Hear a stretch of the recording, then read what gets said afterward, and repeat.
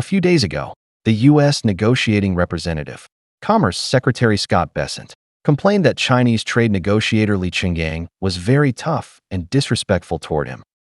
Other representatives involved in the talks also expressed great disappointment, stating that the U.S. must firmly defend its national interests.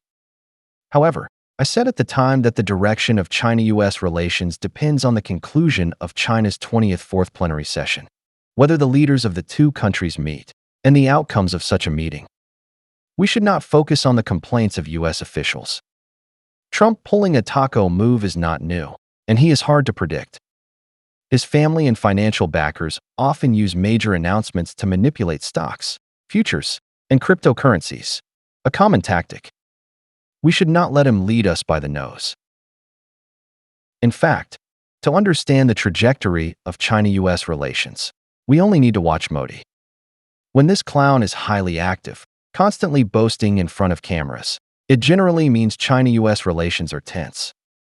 If he keeps a low profile and rarely appears, it indicates China and the U.S. are negotiating, and India is waiting for the outcome to decide its next steps. When Modi acts tough on China in front of cameras, suppresses Chinese companies, or makes derogatory remarks about Chinese people, it suggests the U.S. has offered India benefits, such as lower tariffs, reduced sanctions, or even military aid.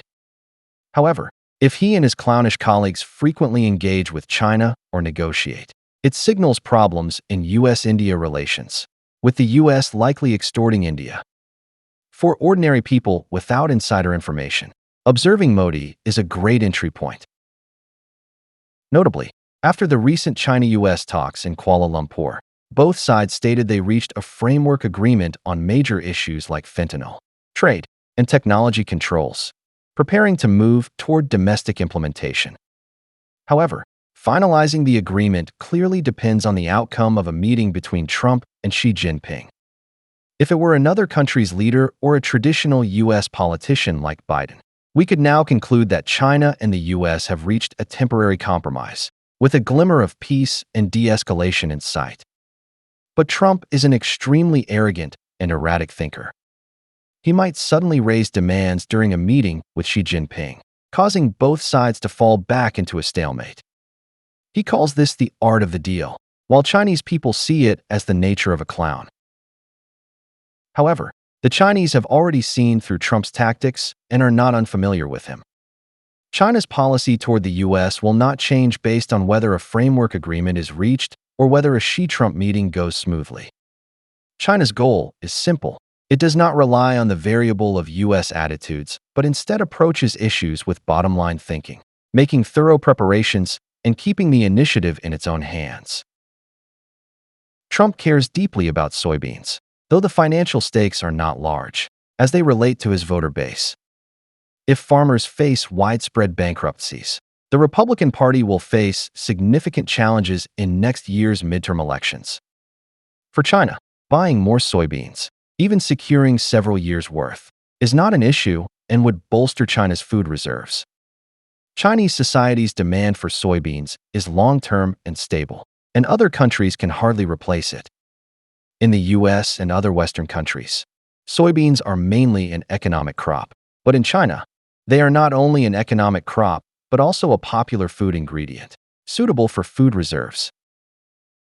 Given the value of U.S. soybean production, Chinese state-owned enterprises face almost no pressure to absorb it.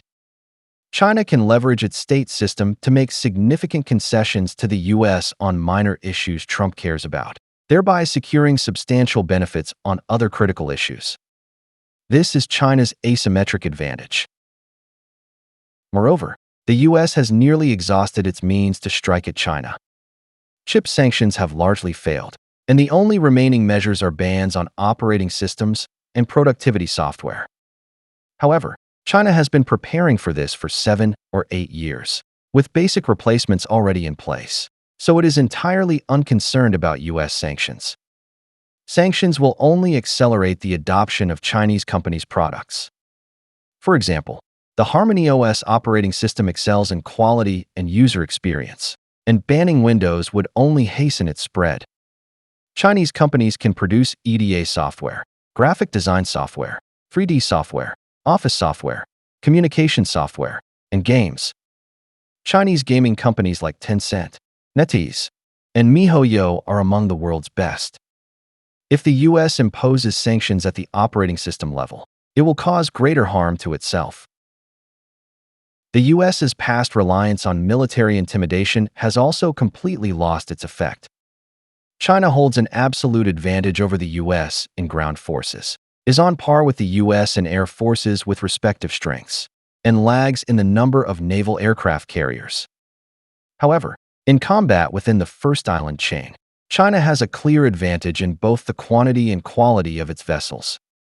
China's large fleet of fifth-generation fighters, sixth-generation fighters in trial production, hypersonic missiles, laser weapons, electromagnetic weapons, and anti-satellite weapons are enough to make the US wary. More importantly, China's industrial strength far surpasses that of the US, allowing rapid replenishment of war losses.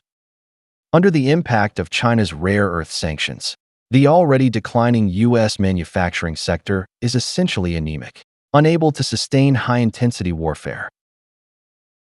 Therefore, I believe that in the coming years, the US and China will maintain a state of fighting without breaking, forming a new Cold War scenario following the Soviet era. While dealing with China, the US must also handle Russia, North Korea, the Middle East, and other troubles. Trump's America First policy has instilled fear in third-world countries, and allies are drifting further away, making the US's strategic position far less optimistic than during the Cold War. The US likely lacks the ability to launch large-scale, high-intensity direct strikes against China. The Trump administration is more focused on verbal sparring, grabbing media attention, rallying voters, and serving the interests of its financial backers. However, there is a major variable in China-US relations: Trump himself. He is accustomed to extortion and believes the US is powerful enough to maintain its status as a mafia boss. But China has reached a strong consensus. It will not recognize US hegemony, accept Trump's unilateral bullying, or even tolerate verbal insults. If he repeatedly provokes China with extreme measures or threats, even without acting on them, China will respond with countermeasures, potentially causing relations to spiral out of control. Having chosen to confront the US, a centralized power like China, once it forms a national consensus, carries immense inertia. The only path forward is to defeat the US in competition. There is no second option. Thus, effectively managing Trump's big mouth and volatile temper is a challenge the whole world should focus on, especially since he has over 3 years left in his term. With the China-US summit approaching, let us hope for a positive outcome. After all, for ordinary people, peace is precious, and we should never lightly speak of war.